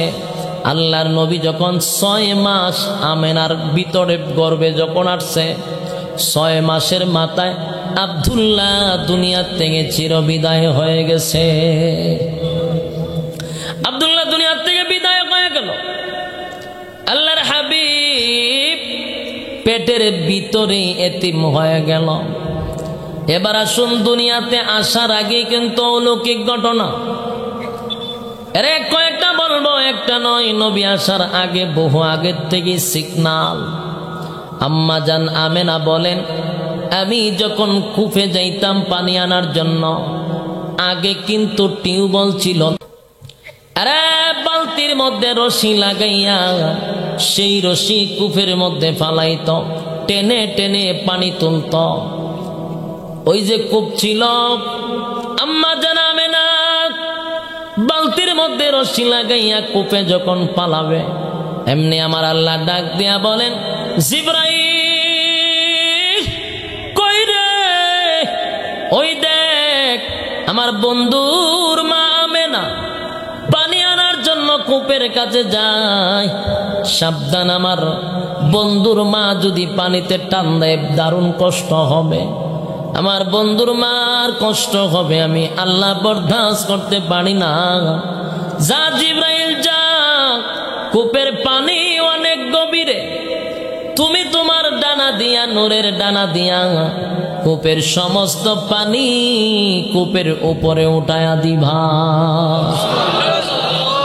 এরে ভাই, আম্মা জান আমেনা বলেন, আমি কূপে পানি আনতে গেলে আমি যেমন দেখি পানিটা আমার 4 আঙ্গুল নিচে, কূপ থেকে মাত্র 4 আঙ্গুল নিচে, অথচ সেই পানি 20 হাত 15 হাত নিচে থাকে। সেই পানিটা আমার কাছে চলে আসে লিফটের মতো, আমি বালতি পালাইতে পানি চলে আসে, আমার পানি নেওয়া শেষ, পানি আবার আগের জায়গায় থেকে যায়। এগুলা হলো রাসূল আগার আসার বহু আগের ঘটনা, পেটে থাকার অবস্থায়। এখানেই শেষ নয়। আম্মা জান আমেনা বলে, আমার সন্তান যখন আমার পেটে আসছে, আমি রাস্তা দিয়া বাহির হই, আমি চতুর্দিক থেকে শুধু সালামের আওয়াজ পাই। সুবহানাল্লাহর আওয়াজ বোঝা যায়, এটার নাম সুবহানাল্লাহর আওয়াজ। ইমানের স্পিড কম, যারা এখানে বসছেন ইমানের জজবা নাই আপনাদের ভিতরে, তাই গুতা দিয়া সুবহানাল্লাহ ভাই করন লাগে, একটা কইলে 5টা বইও জিমায়। ইমানি জজবা কম আপনাদের, যাদের ইমানি জজবা বেশি তাদের সুবহানাল্লাহর আওয়াজ তত বেশি। সালাম দিতেছে ফেটে থাকা অবস্থায়, আপনারা রাস্তা দিয়ে হাঁটলে সালাম দেখেও ভূতে দে সালাম, উনি পেটে সালাম দেয় বিভিন্ন জায়গা থেকে সুবহানাল্লাহ। আম্মা জান আমেনা বলেন, আমি রাস্তা দিয়া যখন হাঁটি চতুর্দিক থেকে সালামের আওয়াজ, সালামের আওয়াজ। এইভাবে সালাম দিতে শুরু করতো আমাকে। শুধু তাই নয়, আল্লাহর নবী পেটে থাকা অবস্থায় আম্মা জান আমেনা বলে, পৃথিবীর মানুষের আরে আমি এমন আশ্চর্যজনক ঘটনাও দেখছি। আমি যখন দাঁড়ায় থাকতাম, আমার মাথার উপর দিয়া ভুলেও কোনোদিন কোনো পাখি যাইতো না। পাখিরা বলা বলি করত, এই তাকায়া দেখ, আল্লাহর হাবিবের মা আসতেছে। পাখিরা সাবধান, বিশ্ব নবীর মায়ের উপর দিয়া হাঁটবি না, বেয়াদবি হয়ে যাবে। এটা নবীজির মুজিজা। আসার আগেই এরকম যদি বলতে থাকি, বলা শেষ হবে না, বলা শেষ হবে না। তাই সংক্ষেপে বোঝার জন্য আপনাদেরকে বলি, আল্লাহর নবী আসার আগ থেকেই কিন্তু অলৌকিক ঘটনা শুরু হয়েছে, ঠিক কিনা? আরে ভাই, ঠিক 12 রবিউল আউয়াল সুবে সাদিকের সময়, সোমবার দিনে আল্লাহর পয়গম্বর দুনিয়াতে আসবে। আব্দুল মুত্তালিব খানায় কাবার শরীরের মধ্যে ময়লা লাগানো থাকে, দুর্গন্ধ লাগানো থাকে। আর আল্লাহর হাবিব যখন দুনিয়াতে পদার্পণ করেছেন, কে যেন তারে গোসল করাইয়া মেশকে আম্বর লাগাইয়া দুনিয়ার জমিনে পাঠাইছে। উনি আসার কারণে গোটা গোটা সুগ্রানে মুখরিত। আরে ভাই, দিলের কান লাগায় শোন, তোমার আর আমার নবীর শান। নবীর শান কারে কয়? নবীর শান কারে কয়? আল্লাহর নবী দুনিয়াতে আসছে। আরে নবী ওই যে নার লাগানো থাকে আমাদের মধ্যে, আসার পরে দেখবেন নার কাটটা দেয়। কিন্তু আল্লাহর পয়গম্বর নার কাটা অবস্থায় দুনিয়াতে আসছে, খতনা করা অবস্থায় দুনিয়ায় আসছে। এটা কোনো মানুষের দ্বারা সম্ভব কথা হয় না। এটা একমাত্র শ্রেষ্ঠ নবীর জন্য সম্ভব। ওই কথা কর না, গুরুস্থান আমার লই আইছে। সব জায়গায় বক্তার ওয়াজ হয় না, বক্তায় সব জায়গায় ওয়াজ করতে পারে না। আমার মাঠ ওই সিলেট না, আমার যেখান দিয়ে ওয়াজ করে মজাই গান দিবার লাগে। আপনার গুতায় আমার আওয়াজ আনন্দ লাগে কেন? কথার সাথে কথা বলবেন, কারণ সচেতন কম, বয়ে বয়ে ঘুমায় গেল, আওয়াজ দিতে পারেন না। একটা যদি দেখো আমারটা আরেকবার তুই দালাইস, আমি একটু জিরাই। এরকম এরা এখন বাপসাপ লইয়া করা শুরু করছে, গ্রুপ শুরু হয়েছে নাকি?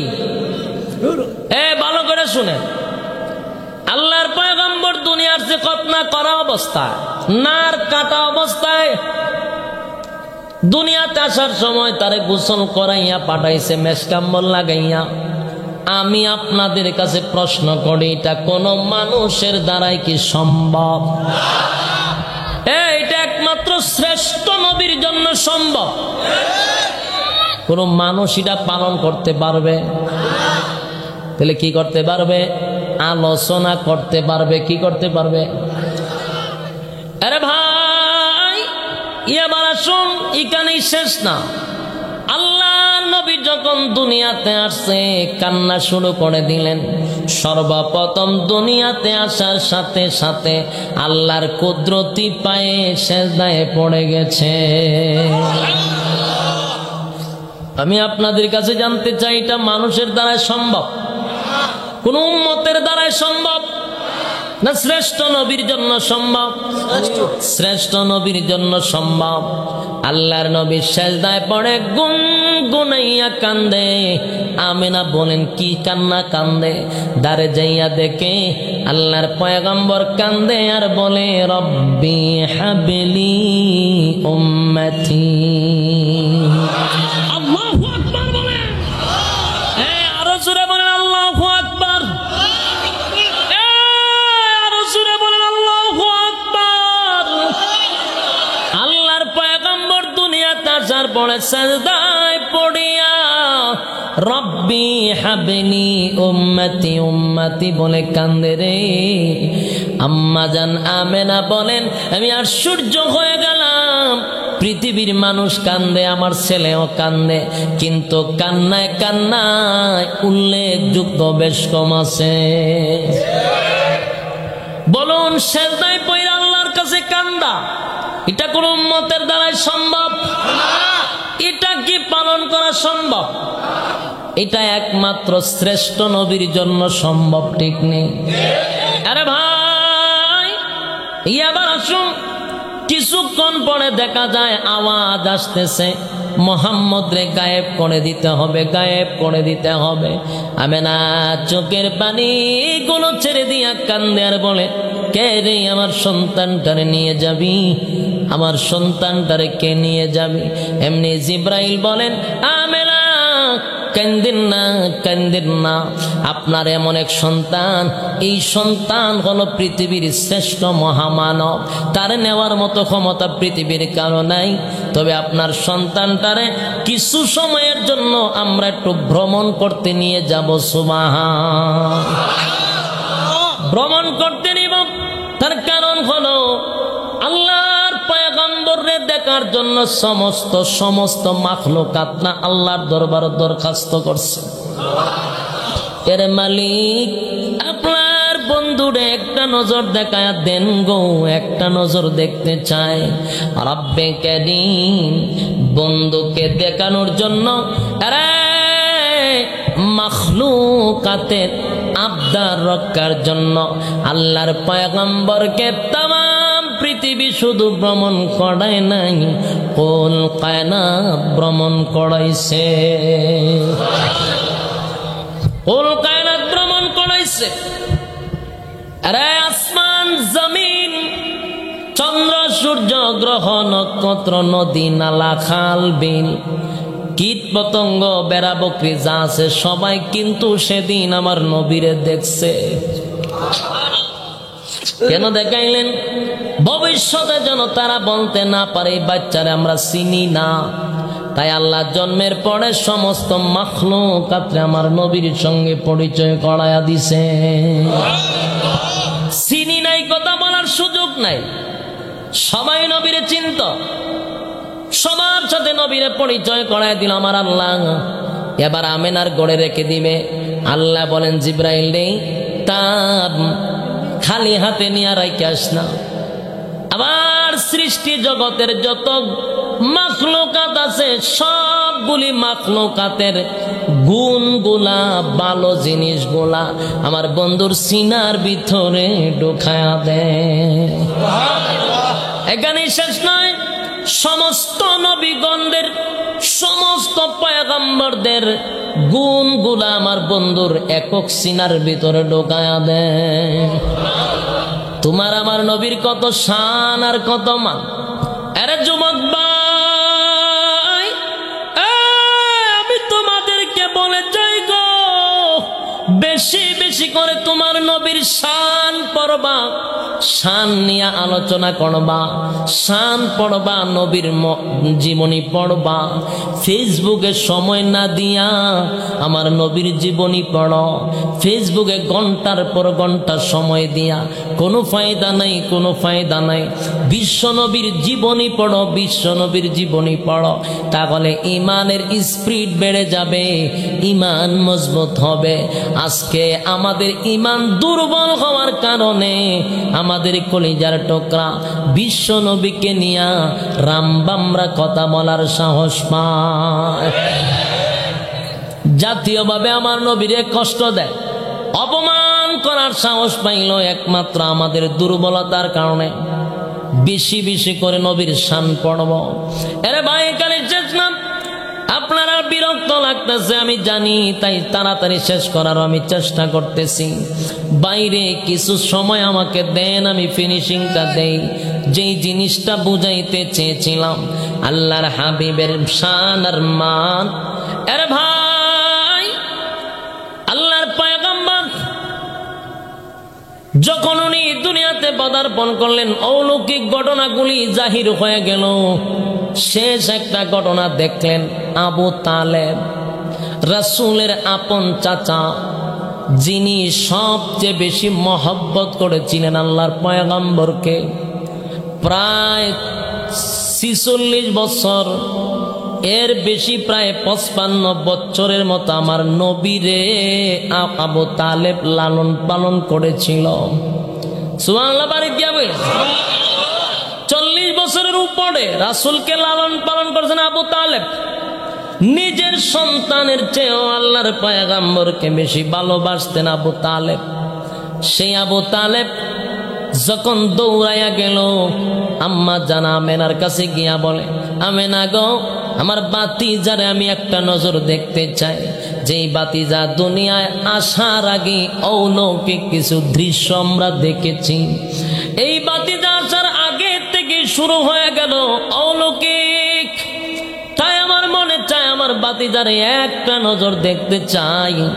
তাই দাসী উম্মে হাইমান আইনা আবু তালেবের সামনে মোহাম্মদ রেখে দিলেন। আবু তালেব আল্লাহর পয়গম্বরের চেহারা মুবারকের দিকে তাকাইয়া উনি পাগল হয়ে গেলেন, আশ্চর্য হয়ে গেলেন। আমার জিন্দেগিতে কত ছেলে সন্তান দেখলাম, এমন সুন্দর আল্লাহর জমিন আর দেখি না। এত সুন্দর, এত সুন্দর। আবু তালেব একবার আমার পয়গম্বরের দিকে তাকায়, আরেকবার চন্দ্রের দিকে তাকায়, একবার নবীর দিকে তাকায়, আরেকবার চন্দ্রের দিকে তাকায়। যতবার আবু তালেব চন্দ্রের দিকে তাকায় রে, ততবার তাকায়া দেখে চন্দ্র সূর্য নিচের দিকে নামে। আল্লাহু আকবার বলেন।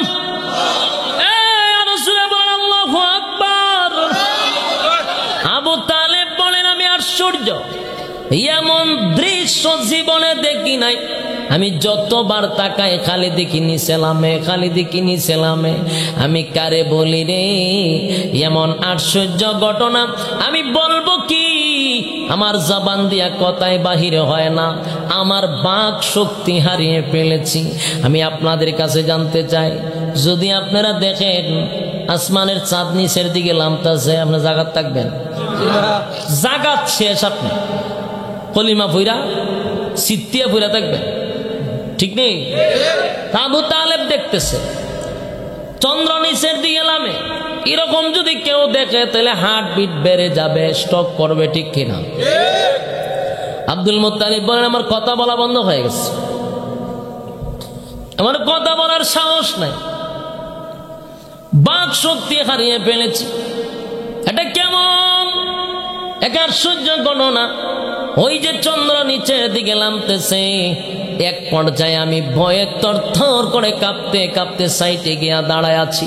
আমার সবচেয়ে বেশি ভয় ছিল রে, আমার বাতিজার উপরে যদি পড়ে যায়, বাতিজাটা দুনিয়ার থেকে বিদায় হয়ে যাবে, এটাই ছিল আমার ভয়।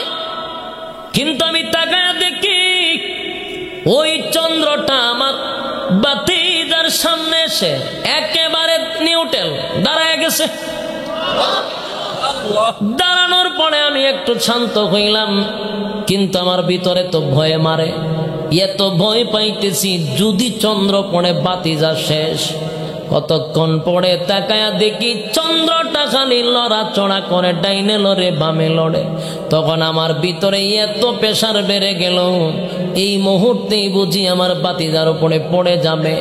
কিন্তু অনেকক্ষণ পরে তাকায়া দেখি চন্দ্রটা নিজে নিজে লড়ে না, নিজে নিজে লড়ে না। আমি তাকায়া দেখি আমার বাতিজার চেহারাটা ডাইনে লড়ে, তাই চন্দ্র ডাইনে লড়ে, বাতিজার চেহারা বামে লড়ে, চন্দ্র বামে লড়ে। সামনে লড়লে চন্দ্র সামনে যায়, পিছে গেলে চন্দ্র পিছে যায়। এই দৃশ্য দেখে আমি অবাক দৃষ্টিতে তাকায় রইলাম। এতক্ষণে বুঝতে পেরেছি চন্দ্র কেন লড়াচড়া করে। চন্দ্র তো লড়ে না, আমার বাতিজায় লড়ায়। সুবহান। আরে ভাই, আমার নবীর শান। এরে ভাই, আগে শুধু জানতে চাই, এতক্ষণ যে আমি আলোচনা করলাম, বলুন এটা কিসের আলোচনা? এইটা হলো নবীর জন্মের আলোচনা। কিসের আলোচনা? আর এটার আরবিটা হলো মিলাদুন নবী। কি নবী? মিলাদুন নবীর আলোচনা। মিলাদুন নবীর আলোচনা এর অর্থ হলো জন্মের আলোচনা। এখন আপনাদের কাছে প্রশ্ন করব, এই যে আমি জন্মের আলোচনা করলাম, এটা কি কোনোদিন আপনারা পালন করতে পারবেন? কেউ পালন করা সম্ভব? কোন উম্মতের পক্ষে সম্ভব? কথা কয় না। পালন করা কোন উম্মতের পক্ষে সম্ভব না। এই জন্য আমরা হক্কানি কওমি উলামায়ে কেরামরা বলি, মিলাদুন নবী পালন করা যাবে না, মিলাদুন নবী আলোচনা করা যাবে। যারা বলে মিলাদুন নবী পালন করতে হবে, এটির দৌড় দেন বয়বেন, তুই কেমনে মিলাদুন নবী পালন করস? মিলাদুন নবী পালন করে আমরা দেখায়া দে। যদি না দেখাইতে পারে, এরপরে দরজা লাগাই ইচ্ছা মতো সাইজ করবেন। সাইজ করে কইবেন কেউ দ্বারে কইস না, গোপনে মার দিছি। কেন? মিলাদুন নবী পালন করার ক্ষমতা পৃথিবীর কারো আছে?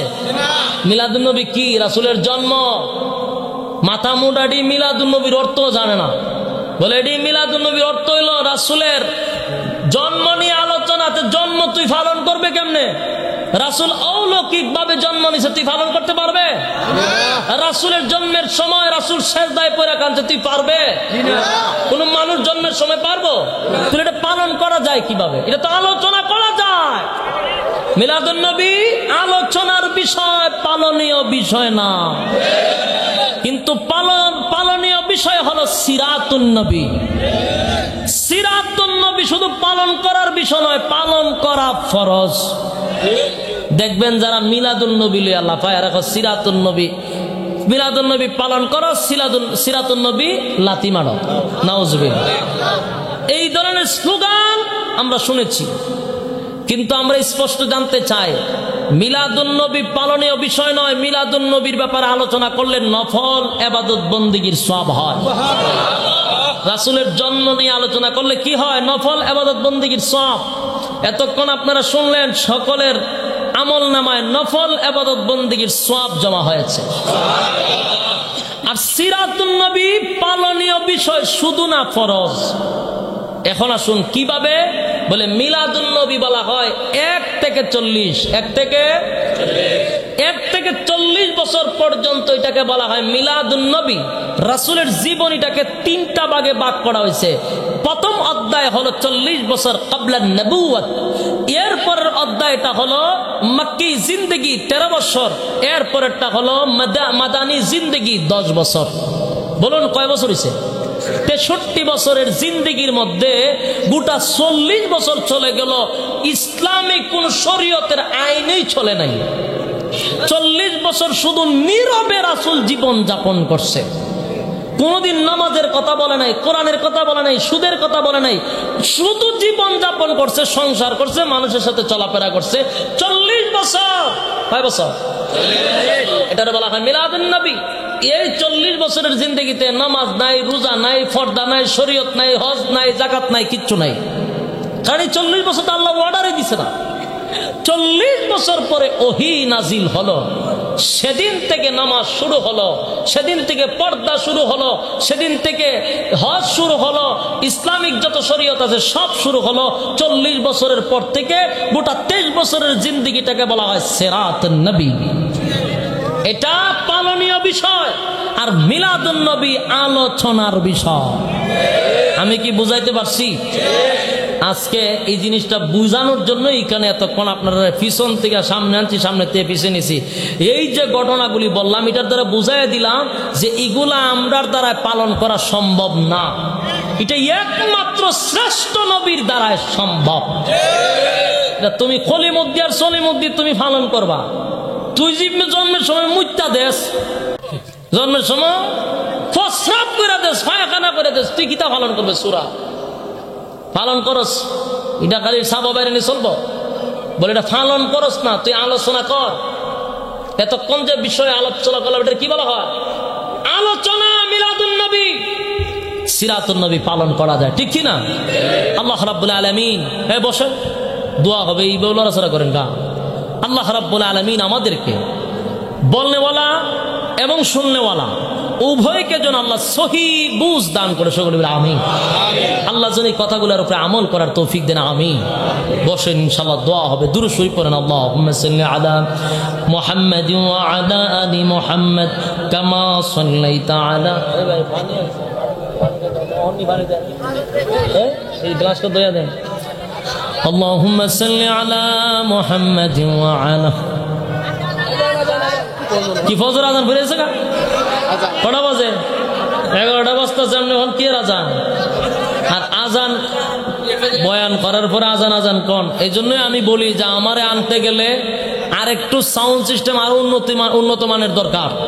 কারণ আমি তো জানি আমার কাছে অনেক কিছু চায়, কোরআন তেলাওয়াত চায়, আজান চায়। এই জন্য কষ্ট হইব দিকে আমি কই যেন উন্নত মানের কিছু হয়।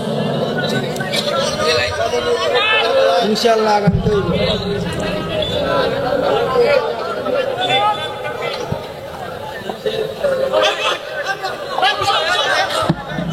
বসেন বসেন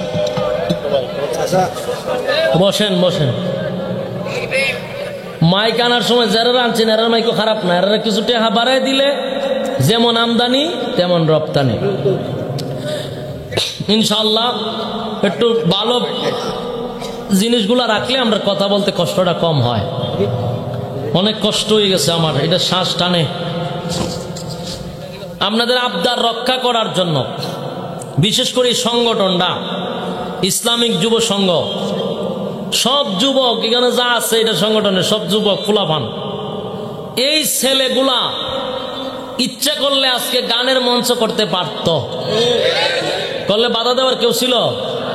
কিন্তু দেখেন যুবকগুলি তারা এলাকার সমস্ত ময়মুরব্বী নিয়া একত্রিত হইয়া সুপরামর্শ দ্বারা একটা কোরআন হাদিসের মাহফিল, জান্নাতি বাগান আপনাদেরকে উপহার দিয়েছে। তাদের জন্য দোয়া করা দরকার নেই? কথা কর না কা? আমি আর আপনি বুড়াটি জানাদিন মিলল দিনের খেদমত যা করতে পারবেন এর চেয়ে বেশি যুবকরা করবে। এই জন্য তাদেরকে উৎসাহিত করা দরকার, সাপোর্ট দিবেন। আপনারা কি করবেন?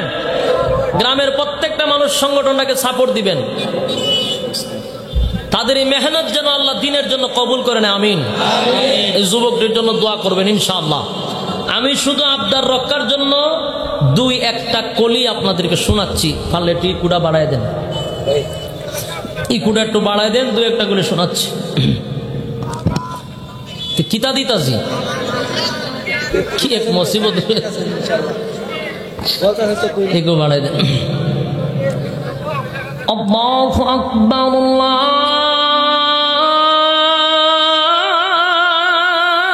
আল্লাহু আকবার, আল্লাহু আকবার, আল্লাহু আকবার।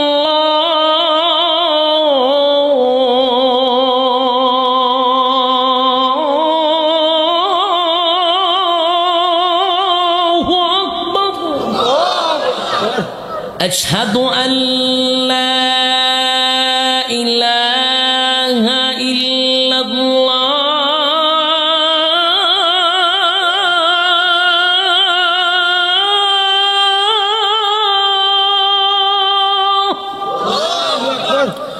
আশহাদু আল্লা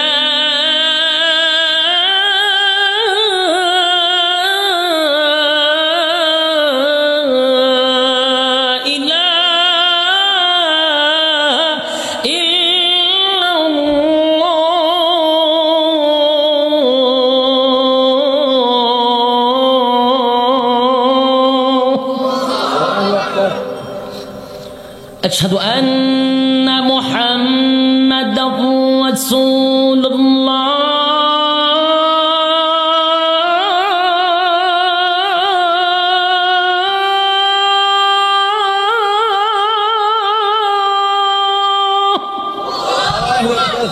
أشهد أن محمدا رسول الله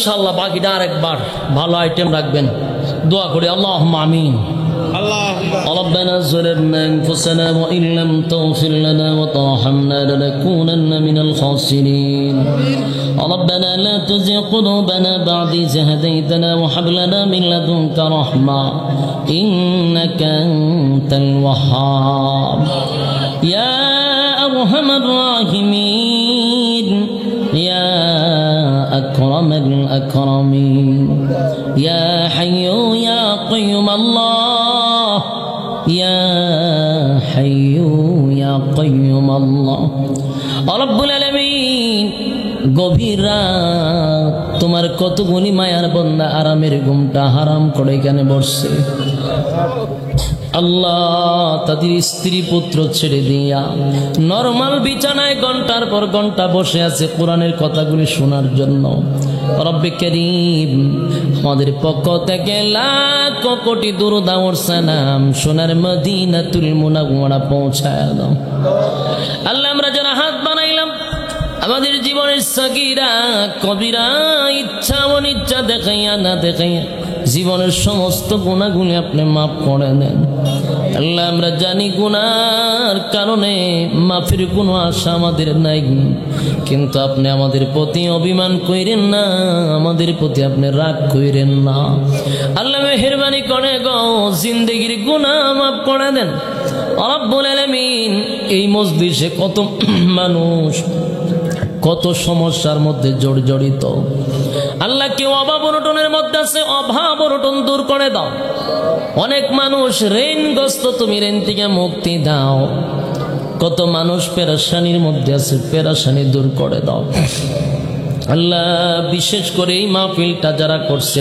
টাকা দিয়া পয়সা দিয়া বুদ্ধি দিয়া শ্রম দিয়া রান্না বান্না কইরা যে যেমনে পারছে মাহফিলটার জন্য অক্লান্ত পরিশ্রম করছে আল্লাহ এলাকার প্রত্যেকটা মানুষ মাহফিলটাকে সাহায্য সহায়তা করেছে আল্লাহ বিশেষ করে যুবক ভাইগুলারে তুমি দিনের জন্য কবুল করে নাও আল্লাহ যারা এই সংগঠনটাকে পরিচালনা করতেছে এই সংগঠনের যারাই জড়িত আল্লাহ প্রত্যেককে তুমি দিনের সহি বুঝ দান করে দাও আল্লাহ তাদের ব্যবসা বাণিজ্য খামাই রোজগারে বরকত দাও এই যুবকগুলার ইমানে স্পিরিট আরো বাড়ায়া দাও রব্বুল আলামিন যত কিছুর প্রয়োজন তোমার গাইবী খাজানার থেকে পুরা করে দাও এলাকার প্রত্যেকটা মুর্দা গান্ডে মাফ করে দাও জীবিত যারা আছে নেক হায়াত দারাজ করো তামাম বিশ্বের মুসলমানকে এক হওয়ার তৌফিক দাও আল্লাহ মুসলমানের ইমানি জজবা বাড়ায়া দাও সুবহান রাব্বিকা রব্বিল ইজ্জাতি আম্মা ইয়াসিফুন